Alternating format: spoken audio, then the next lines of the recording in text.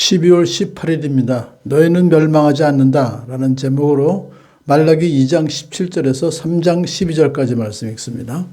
너희는 말로 나 주를 괴롭혔다. 그런데도 너희는 우리가 어떻게 주님을 괴롭게 해드렸습니까? 하고 묻는다. 너희는 주님께서는 악한 일을 하는 사람도 모두 좋게 보이신다. 주님께서 오히려 그런 사람을 더 사랑하신다 하고 말하고 또 공의롭게 재판하시는 하나님이 어디에 계시는가 하고 말한다. 내가 나의 특사를 보내겠다. 그가 나의 갈 길을 닦을 것이다. 너희가 오랫동안 기다린 주가 문득 자기의 궁궐에 이를 것이다.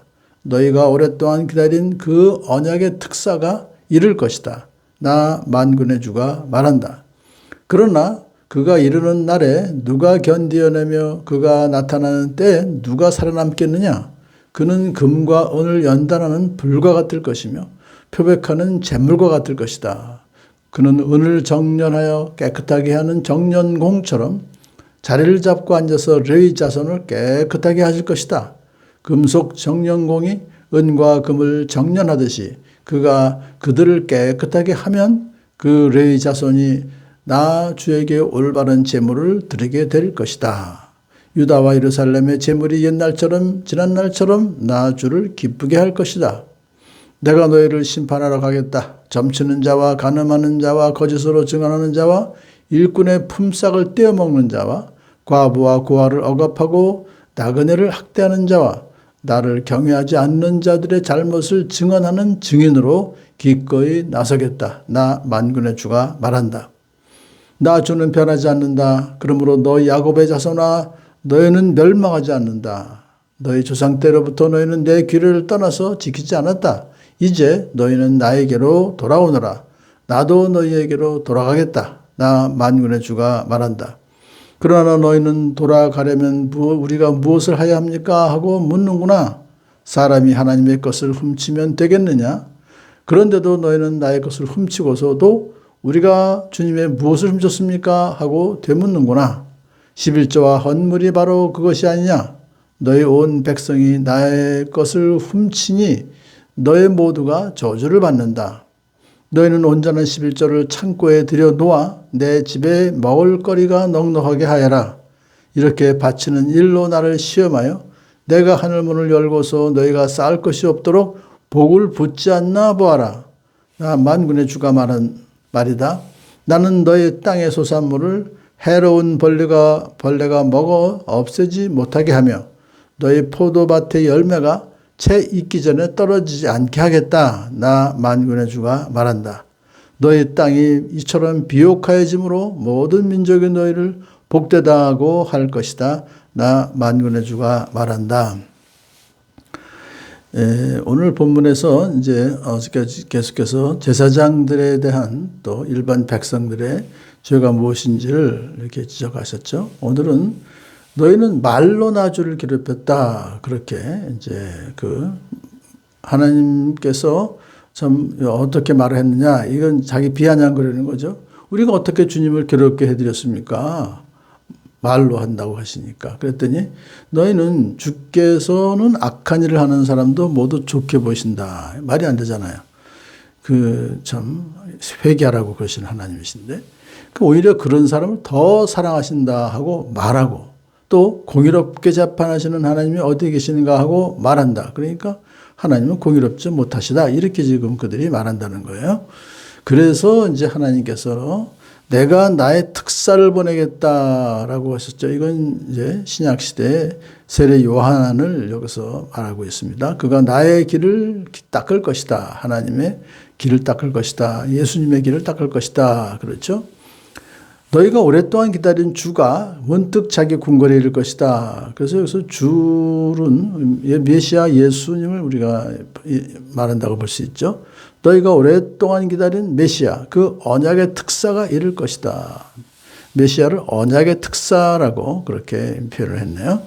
그러나 그가 이르는 날에 누가 견뎌내며 그가 나타나는데 누가 살아남겠느냐.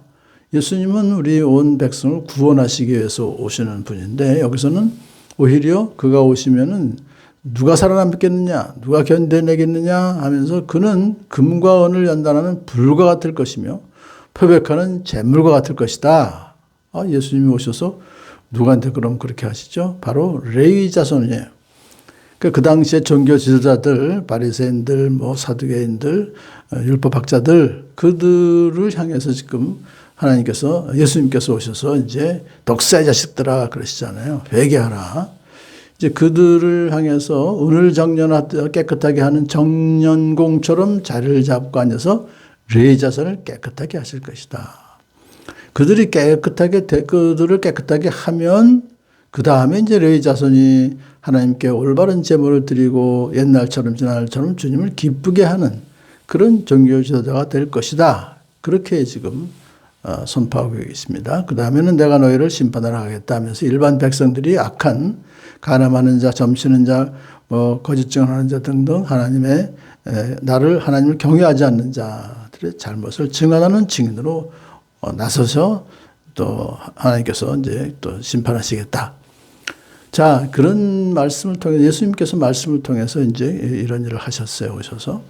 근데 여기서 중요한 말씀하시죠. 나 주는 변하지 않는다. 그러므로 너 야곱의 자손아, 너희는 멸망하지 않는다. 야곱의 자손은 이제 언약의 자손을 말하는 거죠. 그러니까 하나님의 백성들 너희는 회개하기만 하면 다시 용서해주고 나도 너에게로 돌아가겠다 이거예요. 너희들이 내 규례를 떠나서 지키지 않았지만 이제 너희는 나에게로 돌아오너라. 그러면 나도 너희에게로 돌아가겠다. 그랬더니 아니 어떻게 하면 돌아갈 수 있습니까? 라고 물으니까 하나님의 것을 훔쳤는 죄를 지적하시죠. 무엇을 훔쳤습니까? 그랬더니 11조와 헌물이다. 이제 토로 생활에서 돌아와서 지금 이 말씀 말라기는 주전 430년경이니까 참 완전히 폐허가 된 이스라엘에 와서 성전도 지어야 되고 집도 지어야 되니까 자기들의 해야 될 일이 많죠. 돈 쓸 일이. 근데 수입이 참 일정치가 않으니까 11조를 안 한 거죠. 그랬더니 결국 11조를 안 하면은 그 성전을 지어봐야 성전을 계속해서 유지할 수가 없잖아요. 레위인들이, 제사장들이 먹을 것이 없으면. 그러니까 그걸 먼저 그것이 성전의 신앙생활을 회복하기 위해서는 11조 헌물이 필요한 거예요.